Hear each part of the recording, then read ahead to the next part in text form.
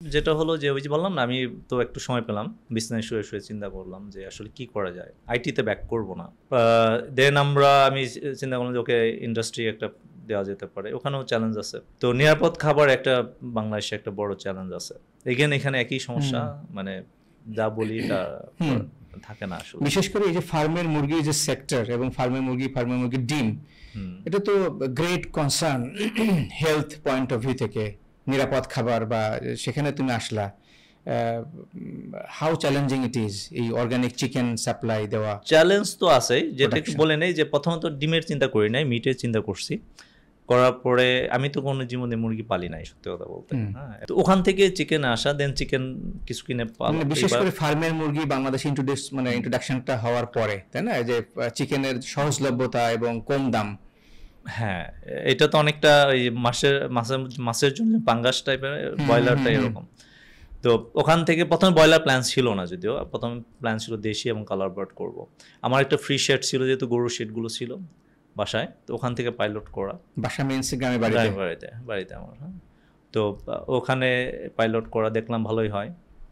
তারপর আমাদের প্রথমত যে যেহেতু আমার কোম্পানির নাম যদি অর্গানিক কে, আমার কিন্তু একটা রোড ম্যাপ আছে যে আমি হুম একদিন ইউএসডি অর্গানিক সার্টিফিকেশন নিব ইনশাল্লাহ, হুম টুডে অর টুমরো। হুম এই জন্যই কোম্পানির নামটা ওভাবেই দেওয়া, I have a route map. যাও, ওইটা করার পরে চ্যালেঞ্জটা কি, এই ব্যবসায় এসে যেটা হয়েছি সেটা হলো বাটপার হয়েছি প্রথমত, যেটা everybody tag me like a বাটপার, তারপর আরও অনেক কিছু বকাঝকা দেয়। হ্যাঁ আর চ্যালেঞ্জের মধ্যে বড় চ্যালেঞ্জ ছিল যে প্রতিটা বিজনেসে যেটা লাগে, যে ফাইন্যান্সিং একটা চ্যালেঞ্জ, সেলস অ্যান্ড মার্কেটিং একটা চ্যালেঞ্জ, একটা প্রোডাকশন একটা চ্যালেঞ্জ। ফাইন্যান্সের ক্ষেত্রে আমি বলবো আলহামদুলিল্লাহ যে আমি যতটা হেল্প পাইছি আমার বন্ধু বান্ধবদের কাছ থেকে। হুম আমি যে মাঝখানে 2.5 কোটি টাকা তুলছিলাম, এটা আমার বন্ধু বান্ধবরাই দিছে। হুম তো স্টিল ক্যাশ ফ্লোতে প্রবলেম হলে তারাই আমাকে হেল্প করে, দ্যাটস দ্য গুড থিং, আলহামদুলিল্লাহ। আজকে মেনলি আমরা কথা বলবো আমাদের যে ফান্ড রেইজের প্রোগ্রাম চলতেছে সেটা নিয়ে। আপনারা সবাই জানেন আমরা আমাদের নেক্সট জার্নির জন্য ফান্ড রেইজ করতেছি। এটা সম্বন্ধে বলার আগে একটু আমাদের শুরুটা বলি। আমরা 2020 ডিসেম্বরে শুরু করি, অনেকটা আনপ্ল্যান অবস্থায় এই জার্নিটা শুরু হয়, যেখানে আমাদের টার্গেট ছিল যে আমরা বাংলাদেশে মানুষের জন্য একটা নিরাপদ খাবার প্রোডাকশন করবো এবং সাপ্লাই দেব। ওই জার্নি থেকেই আমরা আসলে ডিসিশন নেই যে আমরা আসলে চিকেন বিজনেসে আসবো। ওখান থেকে আমরা প্রথমত আমাদের টার্গেট ছিল যে will go for the organic chicken.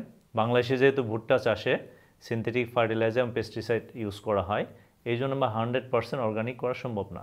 দেন শুধুমাত্র আমরা জিরো অ্যান্টিবায়োটিক এবং ফ্রি রেঞ্জ এই কনসেপ্টটার উপরে আছি এবং আমরা কাজ করতেছি যেন সামনে আমরা আমাদের যে লিমিটেশনগুলো আছে এটা নিয়ে আমরা ওভারকাম করতে পারি। আমি একটা জিনিস আলোকপাত করতে চাই, যেটা হলো জিরো অ্যান্টিবায়োটিক এবং অ্যান্টিবায়োটিক রেসিডিউ ফ্রি। সো দুইটার মধ্যে আকাশ পাতাল পার্থক্য। অ্যান্টিবায়োটিক রেসিডিউ ফ্রি মিনস কোনো মুরগি অসুস্থ হলে তাকে অ্যান্টিবায়োটিক দেওয়া হয় এবং রেসিডিউ পার হওয়ার পরে তার মাংসটা বিক্রি করার কথা। আর জিরো অ্যান্টিবায়োটিক মানে তাকে কোনো অবস্থায় কোনো অ্যান্টিবায়োটিক দেওয়া যাবে না। ইভেন যদি সব মুরগি মরেও যায় তবু ওই মুরগির ব্যাচে কোনো অ্যান্টিবায়োটিক ব্যবহার করা যাবে না। সহজ কথা বলতে এই ফার্মে কোনো রকমের কোনো অ্যান্টিবায়োটিক প্রবেশ নিষেধ। আর ফ্রি রেঞ্জ মানে তাকে সয়েল অ্যাক্সেস দিতে হবে। যদি ওয়েদার ভালো থাকে তাহলে তাকে এমন সিস্টেম থাকতে হবে মুরগি তার ইচ্ছা মতো বাইরে ঘুরে ফিরতে পারবে, তাকে ফোর্সফুলি কোনো মুভমেন্ট রেস্ট্রিক্টেড করা যাবে না। আপনি যদি আমাদের ওয়েবসাইটে যান তাহলে আমাদের প্রোডাক্টের ব্যাপারে আমাদের অন্যদের তুলনায় আমাদের সুবিধাটা কী এবং আমরা কী কী লিমিটেশন ফেস করতেছি এগুলো বিস্তারিত লেখা আছে। এই ধারাবাহিকতায় আমরা zero antibiotic free range broiler colour bird পালন করে থাকি এবং আমাদের ওমেগা 3 এবং ফ্রি রেঞ্জ লেয়ার ডিম এই ফার্ম আছে যেখানে আমরা ডিম উৎপাদন করে থাকি। এবং আমি আনঅফিশিয়ালি দাবি করতে পারি, আই থিঙ্ক আমরা কমার্শিয়ালি যেরকম ফার্ম ডিমে উৎপাদন করে থাকি বাংলাদেশে আর কেউ এরকম ইথিক্যাল ফার্মিং করে কিনা এটা আমাদের জানা নেই। গত ডিসেম্বর মাসে আমাদের 4 বছর পূর্ণ হয়েছে। তো আমরা গত 12 মান্থে আমাদের টোটাল রেভিনিউ ছিল 4.4 crore, যেটা এর আগের বছরের চেয়ে 29% বেশি। আমরা আমাদের ফার্মটাকে নেক্সট লেভেলে নিয়ে যেতে চাচ্ছি। 2025 সালের টার্গেট হলো আমাদের এক্সিস্টিং প্রোডাক্টগুলো প্রোডাকশন ক্যাপাসিটি বাড়ানো এবং প্রসেস মিটের দিকে ফোকাস করা। প্রসেস মিটের মধ্যে আমাদের অলরেডি মিটবল আছে, তো আমরা এর সাথে সাথে সসেস, মোমো এবং নাগেটসের প্রোডাকশন করতে যাচ্ছি। এবং 2027 এবং 28 সালে আমাদের ফিশ নিয়ে আসার প্ল্যান আমাদের আছে এবং ওই জন্য আমরা প্ল্যান করে রাখছি যেখানে আমাদের আশপাশে কিছু পুকুর আছে, ওই পুকুরগুলোতে আমরা নিরাপদ মাছ চাষ করতে পারি। আমরা এই বছর ডিমের ক্ষেত্রেও ফোকাস করতে চাচ্ছি। আমাদের ওমেগা 3 ফ্রি রেঞ্জের প্রোডাকশন ক্যাপাসিটি ডাবল করা, অ্যাট দ্য সেম টাইম আমরা ডিমের একটা ব্র্যান্ড তৈরি করতে চাচ্ছি যেখানে আমরা ডিম নিয়েই কথা বলবো। ডিমের উপকারিতা, ডিমের ডিফারেন্ট রেসিপি থেকে শুরু করে মাল্টিভেরিয়েন্ট ডিম, নিরাপদ ডিমগুলো আমরা যেন মানুষের কাছে পৌঁছে দিতে পারি।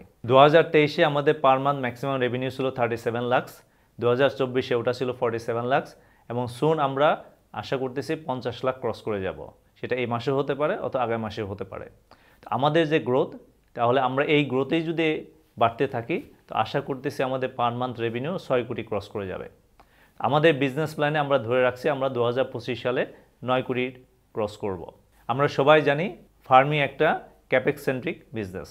আমাদের বিজনেসের নিরাপত্তার স্বার্থে আমরা আমাদের পোর্টফোলিওতে প্রায় 6 একরের মতো জমি অ্যাড করেছি। তো আশা করতেছি আমরা এই জমি ম্যাক্সিমাম ইউটিলাইজেশন আমরা 2025 এবং 2026 সালে করতে পারবো। 2025 এবং 2026 সালে বিজনেস গোলের জন্য আমাদের টোটাল ফান্ড দরকার 12 কোটির মতো। ট্র্যাডিশনাল ফান্ড রেজে যদি আমরা যাই, ফর এক্সাম্পল ব্যাংক লোনের ক্ষেত্রে, আমরা আশা করি আমাদের কানেক্টিভিটি প্লাস আমাদের যে ফিক্সড অ্যাসেট আছে সেই হিসাবে আমরা এই ফান্ড ইজিলি তুলতে পারি। বাট আমরা চাচ্ছি ইন্টারেস্ট থেকে দূরে থাকার জন্যে। এই জন্য আমরা অনিচ্ছা সত্ত্বেও আমাদের কোম্পানির শেয়ার বিক্রি করতে যাচ্ছি। ইনিশিয়ালি প্ল্যান ছিল আমাদের মিনিমাম টিকেট সাইজ 50 লাখ, যেহেতু এটা প্রাইভেট লিমিটেড কোম্পানি ছিল, number of share holder limitation আছে। পরবর্তীতে আমরা সিদ্ধান্ত নিয়েছি আমরা এটাকে নন লিস্টেড পাবলিক লিমিটেড কোম্পানি করব এবং 5 বছর পরে আমরা চেষ্টা করব এটাকে শেয়ার মার্কেটে নিয়ে আসার জন্য। আমাদের অনেক সম্মানিত ক্রেতা আমাদের ফার্মে ইনভেস্ট করতে চান এবং অনেক পটেনশিয়াল ইনভেস্টর আছেন যারা আমাদেরকে রিকোয়েস্ট করেছিলেন আমরা যেন টিকেট সাইজটা তাদের কমফোর্ট জোনের মধ্যে রাখি। এই জন্য আমরা সর্বশেষ সিদ্ধান্ত নিয়েছি মিনিমাম ইনভেস্টমেন্ট টিকেট সাইজ 2.5 লক্ষ টাকা এবং প্রতি শেয়ারের দাম প্রিমিয়াম সহ 195 টাকা। আমরা যেহেতু গ্রোয়িং স্টেজে আছি, তো আমাদের নেক্সট ইনভেস্টমেন্টগুলো আমরা আশা করতেছি আমাদের প্রফিট থেকে রিইনভেস্টমেন্ট হবে। এই জন্য আমি আশা করতেছি আগামী 2-3 বছর আমাদের ডিভিডেন্ডের পরিমাণ অনেকটা কম হবে, কারণ বেশিরভাগ পোর্শনটাই রিইনভেস্টমেন্ট হবে। যারা লং টার্ম ইনভেস্টমেন্টে আগ্রহী আসলে তাদেরকে এই ইনভেস্টমেন্টে আসা উচিত। আমরা আশা করতেছি 4-5 বছর পরে এইটার সিগনিফিক্যান্ট ইম্প্যাক্টটা মানুষ বুঝতে পারবে। যারা ইনভেস্টমেন্ট করতে আগ্রহী তারা আমাদের গুগল ফর্ম দেওয়া আছে, ওখানে ফর্ম ফিল আপ করতে হবে। দেন একটা অ্যাপ্লিকেশন ফর্ম আছে যেখানে ডিটেলস, ছবি সহ, নমিনি সহ আমাদের ইনফরমেশন দিতে হবে। টাকা ডিপোজিট হওয়ার পরে আমরা তাদের জন্য একটা শেয়ার সার্টিফিকেট ইস্যু করব। পরবর্তীতে আমরা আরজেএসসিতে যখন বাল্ক শেয়ার হোল্ডার আপডেট করব, এরপর আমরা শেয়ার হোল্ডারদের সাথে আরজেএসসির ডকুমেন্ট শেয়ার করব। যখন আমরা আরজেএসসির ডকুমেন্ট আপডেট করব তখন আমরা এই আরজেএসসির ডকুমেন্টটা আমাদের সম্মানিত শেয়ার হোল্ডারদের সাথে শেয়ার করব।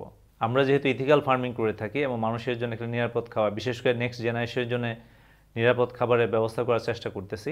আশা করি আমরা সবাই মিলেমিশে যদি আমরা এই বিজনেসে সাপোর্ট দেই তো আশা করি আমরা একটা বড় একটা এক্সাম্পল স্থাপন করতে পারবো।